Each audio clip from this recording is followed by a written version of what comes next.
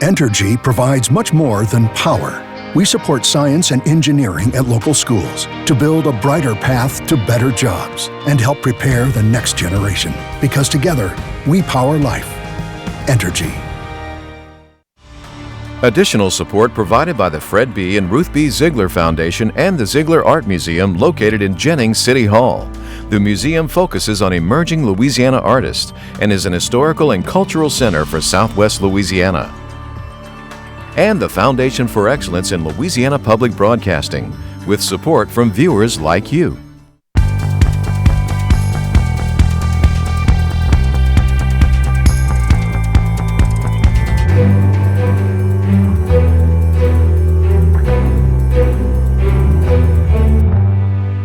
You said I received that. I said benefited. The two candidates for governor clash in the final debate. In order to defend, you have to know how to attack. Louisiana Tech on the cutting edge of the cyber world. We have the same pool of gene, but what has changed is the environment. The study of obesity and health at Pennington Biomedical. There's a lot of research going on here. The Rockefeller Wildlife Refuge thriving through 100 years. Hi, everyone. I'm Andre Morrow. My partner, Natasha Williams, has the night off.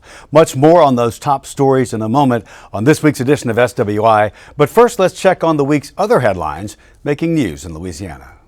With Election Day about 2 weeks away, the partisan front line of the state's legislative runoff elections centers on the House of Representatives. That's where Republicans are within striking distance of gaining a veto-proof two-thirds supermajority. The GOP has already reached that mark in the Senate for the new term that begins in January. 7 contested House seats in the November 16th runoff will decide whether Republicans also reach a supermajority there. LSU is ranked number 1 in football for the first time since the 2011 season, setting up another potential number 1 versus 2 showdown with Alabama November 9th in Tuscaloosa. Talk about deja vu.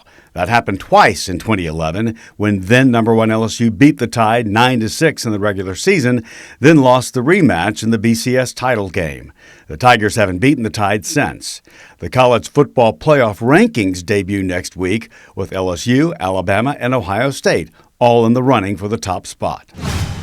LSU and all athletes in NCAA-sanctioned college sports could soon get paid for their name and likeness. In a surprise move, the NCAA says it intends to allow athletes to earn compensation, but is just now looking into how that would take place. Their Board of Governors this week voted unanimously to make the move, saying, "We must embrace change." A legislative audit says the Department of Public Safety and Corrections is failing to properly track inmate release dates. Auditors say 40 sentence computations were tested, and 5 had inaccurate information, leading to incorrect release dates, missed rehabilitation program credits, or incorrect parole eligibility classifications. 21 of those tested lacked a reviewer signature. The department secretary says there is not enough staff to sign off on the 60,000 processed computations, but they are working to improve oversight.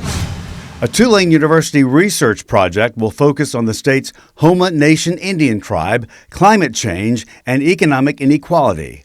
The more than $2 million grant aims to benefit the challenges facing the Houmas, including land loss that threatens fishing, trapping, and even homes. Part of the project will involve examining how tribal citizens move within and outside the state to manage these and other issues. The State Board of Education has approved a set of courses for high school students who want to be teachers. Bessie calls the program the Pre-Educator Pathway. The West Baton Rouge Parish School System is the first to commit to offering it. The program also includes courses for students who want to be school system cybersecurity analysts, substitute teachers, professional tutors, or child care workers.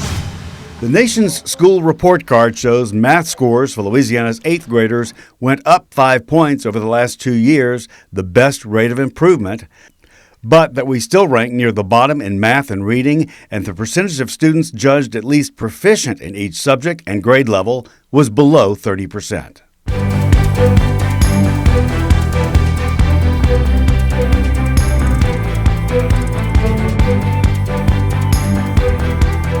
Well, opinions are flying about it. So what did you think about this week's debate between the runoff candidates for governor? It was the only chance to see just the two face-to-face, and LPB broadcast it statewide live right here in our studios. Incumbent John Bel Edwards and opponent Eddie Rispone took questions. They were able to ask each other questions, and they ultimately talked over each other in heated exchanges, accusing each other of dishonesty in their campaigns and their talking points. In a coin flip, Governor Edwards got the answer to the first question. Governor, name a national issue that truly impacts Louisiana and that you as governor have authority to do something about. I would say that the national issue that I think has played the biggest part in Louisiana has been the Medicaid expansion. The easiest big decision that I'll ever make as governor. It is something that was made possible by the Affordable Care Act. And through that, we've got 450,000 working Louisianans with health insurance who didn't have it before, the lowest percentage of uninsured people in our state's history. We saved over $300 million in the first 2 years to address the budget deficit.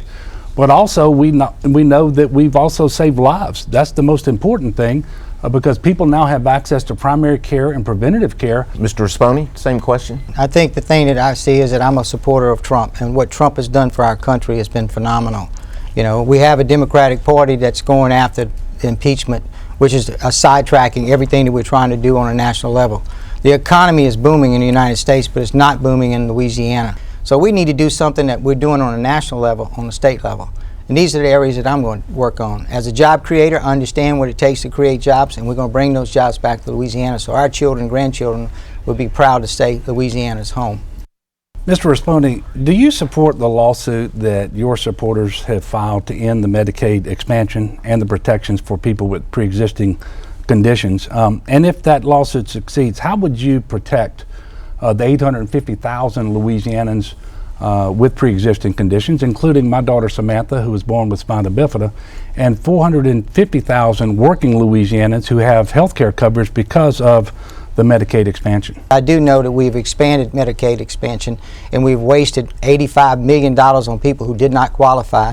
We've also spent $16 million on illegal immigrants with welfare benefits. And again, we're wasting dollars and cents in our Department of Health. Those are the things that I'm going to fix when I'm governor of Louisiana. We're not going to go after these people with this, with the existing additions. You know, you didn't answer the question. You don't have a plan, and you don't have a plan because you don't care. If you cared about Louisianans and their health care coverage, you would never propose a Medicaid freeze, which you know to be an actual repeal. You wouldn't want to take health care away from 300,000 working Louisianans who have it today who didn't have it before. And by the way, it's going to explode the budget. As a business person, we're going to move our state forward. We know how to create jobs. We're going to create those jobs. Why are you so opposed to doing what we need to do to bring us into the 21st century? Again, Mr. Rispone, the state of Louisiana has the largest economy in our history. It is growing at the 10th fastest rate in the nation, #1 in the Southeast. I know I've said this. No, it is absolutely true. Go to the U.S. Bureau of Economic Analysis from the Trump administration. That hasn't been updated since 2012. No, sir. Yes, it hasn't. I went and looked at it. You're completely wrong on that. It has not been updated since 2012. Our personal income is the highest it has ever been. It has grown every quarter since I've been governor. And by the way, unemployment is the lowest in 11 years right now. Still 20% higher than the It is more than 2 average. Percentage points lower than it was 20% higher. when I became governor. And all of our numbers are better than they were when Bobby Jindal was governor, somebody you thought did a phenomenal job that you wanted him to be president. Thank God for the Our numbers are better across the board, and we don't need a constitutional convention to move forward. We are moving forward.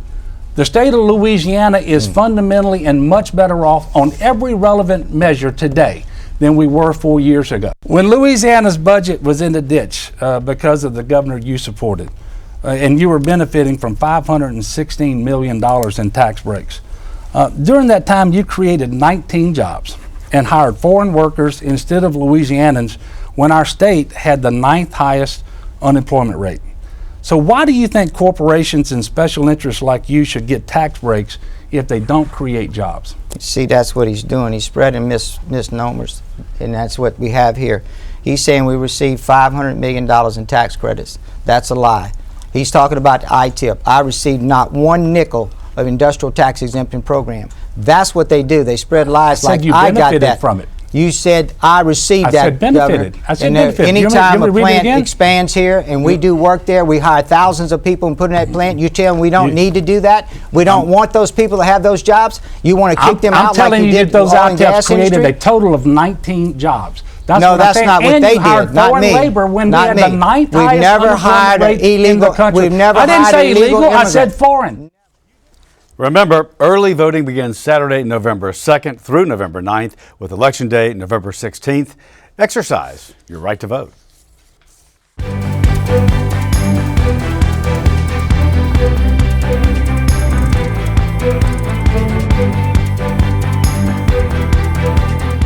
Now to Ruston and the campus of Louisiana Tech. Tech is the first university in the nation to offer an undergraduate degree in cyber engineering. Natasha Williams takes us there and explores how a combination of computer science, electrical engineering, math, and a bit of humanities is moving this program forward in a big way. Daniel Munger says when he graduated from high school, he knew college was in his future, but he wasn't really sure where his career path was headed. I wasn't really knowing of what I wanted to do yet. So I went through all the Louisiana State's universities and went through and picked the hardest major, or what sounded the hardest to do, because I've always thought that, like, I want to make a difference in the world. He's now a senior majoring in cyber engineering. I didn't really have much of a technical background coming in, But I always was interested in computers and math and puzzles and stuff like that, so it seemed like a natural fit, and Munger now definitely believes he's on the right path. and I've just absolutely loved it. And every class I get, if it gets boring and then it just starts picking back up and something really interesting happens in a class, and it just makes me realize how big of a field it is and how interesting it can be. How big was it to have the first cyber engineering program, I guess, of any college campus in the country? How big is that? It's huge. I mean, that's a gold star for Louisiana Tech. Dr. Miguel Gates is the chair of the country's only undergraduate degree program in cyber engineering at Louisiana Tech. It makes us more marketable to, especially our local students, because now they want to come here because we can offer them something that no one else can. He says enrollment in the field has skyrocketed. I think we started off in our very first cohort of students with 25 students or so, give or take, and now we're up near 200. You know, I know you're probably saying, like, that doesn't sound like a lot, but in the span of 4 years, that's huge growth. And all of our other computing disciplines have seen the exact same growth, where in computer science we may have had 200 or so odd students, now we're upwards near 500. That's because of this program. In this day and age, this is a very popular program. I mean, because everywhere you go, there's hacking. You know, there are people who are basically breaking into your system, stopping you. There's ransom. How do you guys kind of navigate all these different things that are going on into a curriculum? Our faculty members are also active researchers for the most part, so they are constantly reading the literature, they are understanding the boundaries of science as they exist today in cyber, and they're clearly bringing that experience to the classroom. You know, teaching and research are two sides of the same coin in that way. And then we have students who go out, and we encourage them to go get internships at companies, you know, work for organizations that are at the cutting edge of cybersecurity, the ones that are looking at these vulnerabilities on a daily basis. They're tracking them, solving them.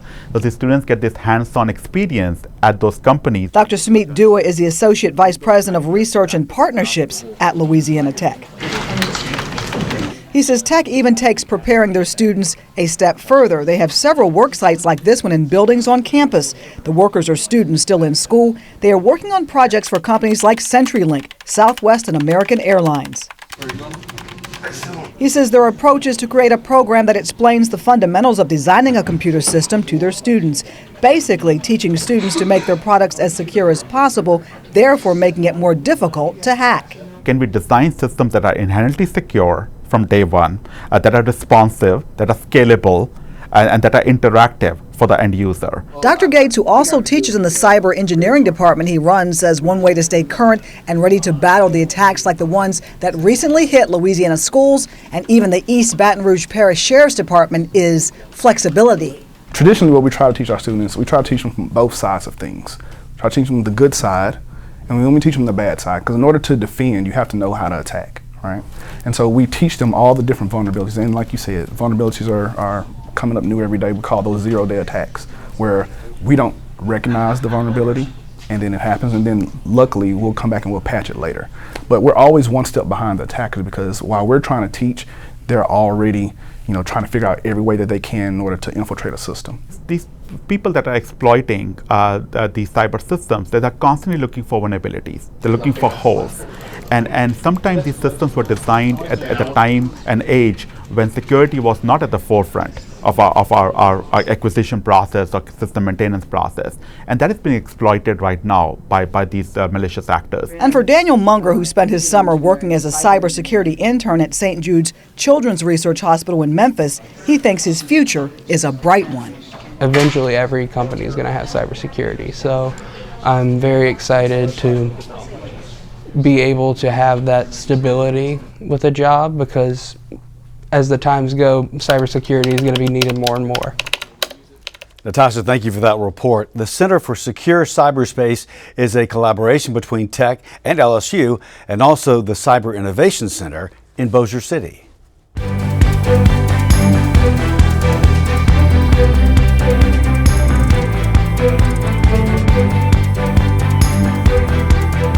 Now to just some of the work we found going on at Pennington Biomedical Research Center in Baton Rouge. Their study of obesity and health, and a link to the study of contestants on the TV show, you remember it, The Biggest Loser?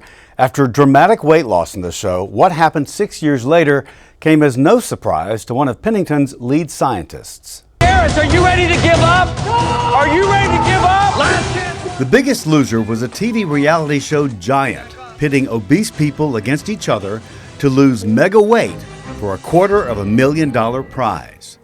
The whole premise of the show was disturbing to Dr. Eric Ravison, Associate Director at Pennington Biomedical Research Center.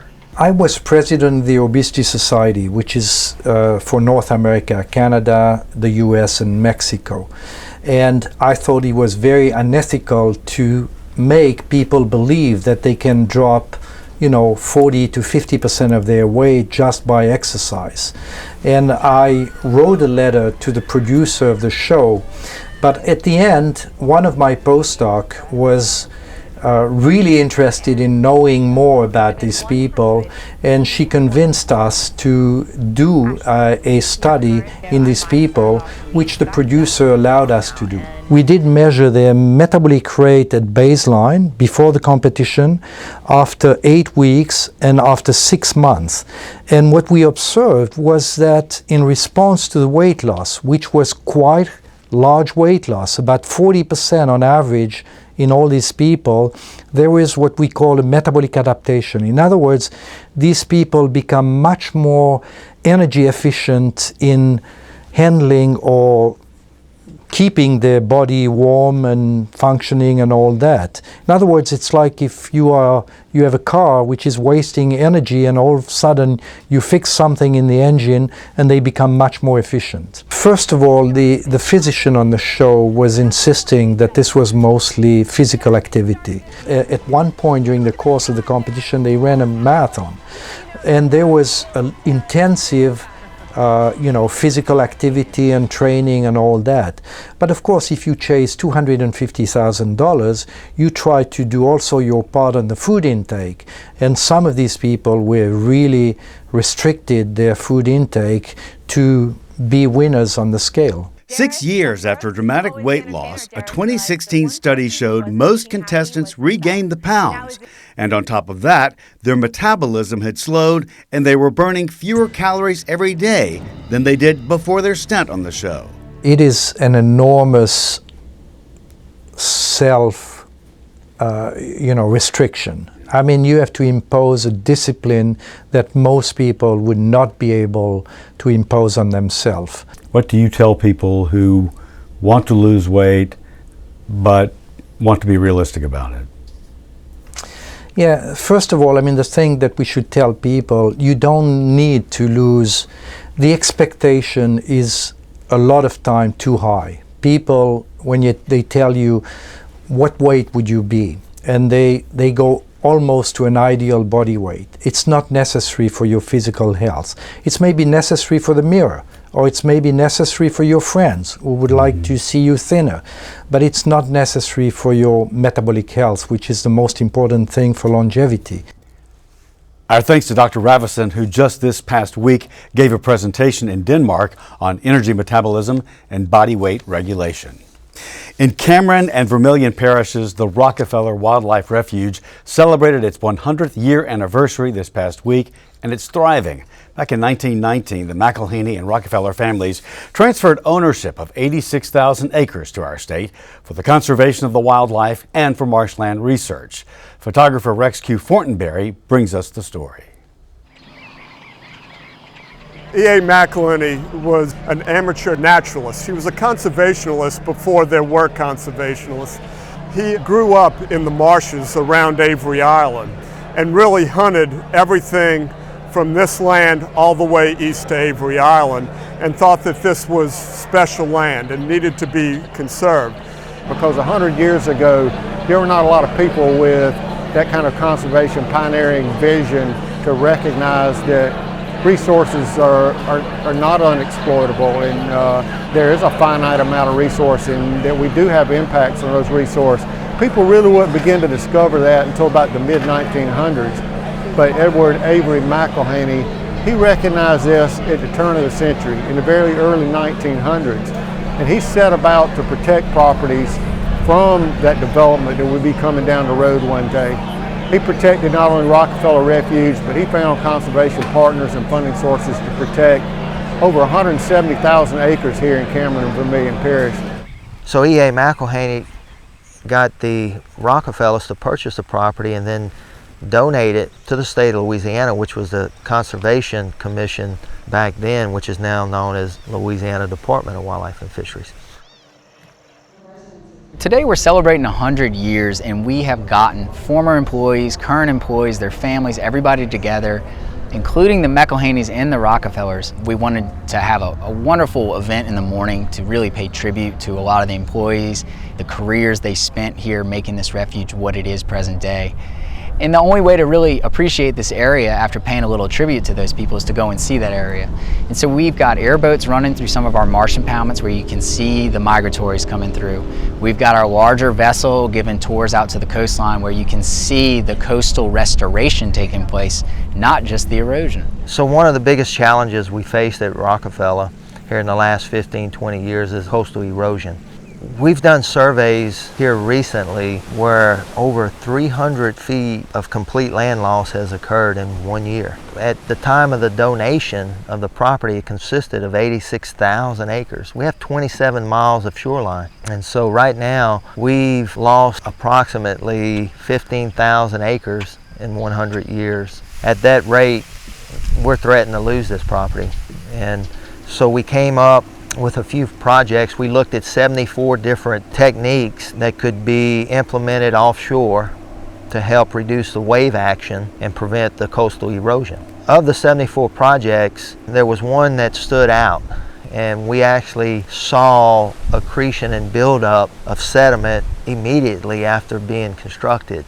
And now that project is actually being modeled and looked at to be possibly constructed further down the coast within Cameron Parish. And so the information that was gathered so far from ME18 project being constructed here at Rockefeller is enough information saying, hey, this is going to work, which now helps other areas. When oil and gas came in the 60s, it created a whole new opportunity to hire more staff, biological staff, and managers to help with preserving what was here at Rockefeller. Nowadays, we're able to conduct research, which was some of the obligations for the state with the deed of donation. And that research now goes even further than just Rockefeller. A lot of the programs that have been originated here at Rockefeller are now modeled worldwide to help conservation efforts with different species of wildlife across the world. One of the programs that were created here at Rockefeller is the alligator industry program, which all the research was conducted here at Rockefeller to understand the life history of the alligator and the biology of the alligator and what was necessary for that population to thrive.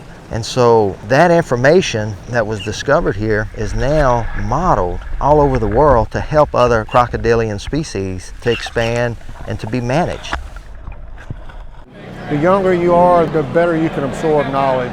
And so we have programs here to try to draw young people in at the elementary level, the high school level, the college level, to encourage them into this profession and to train them up.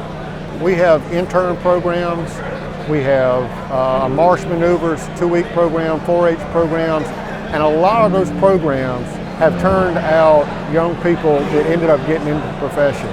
We have seen so many people come through our marsh maneuvers programs and internships that ended up in the profession, going on to get multiple college degrees, and they're now the professional biologists in our society that are going to be making those decisions in the future. We not only encourage that, but we give them a platform here to get their hands dirty and to get excited about it. You got to get kids dirty to get them excited about it. It's an important facility for a whole lot of people, and we do so many things here to make life in Louisiana so much better. And one of those is the opportunity for the public to come here and actually go crabbing and go shrimping and spend time with their families and enjoying the wildlife that we have on this property. So, you know, I'm so thankful to the Rockefeller family and the McElhaney's who put this package together for us 100 years ago. And certainly in 100 years from now, this facility and all of this landscape will be so much more important to Louisiana and to the nation. Rex, we thank you for that. What a beautiful place, huh? For more information on the Louisiana Department of Wildlife and Fisheries and their activities, you can visit their website at wlf.louisiana.gov. And everyone, that is our show for this week. Remember, you can watch anything LPB anytime, wherever you are, with our brand new app. Download it for free from your app store. This upgraded version features news and public affairs, documentaries, how-tos, and many more programs. And please follow us on Facebook, Twitter, and Instagram. For everyone at Louisiana Public Broadcasting, I'm Andre Morrow. Thanks for watching. Until next time, that's the state we're in.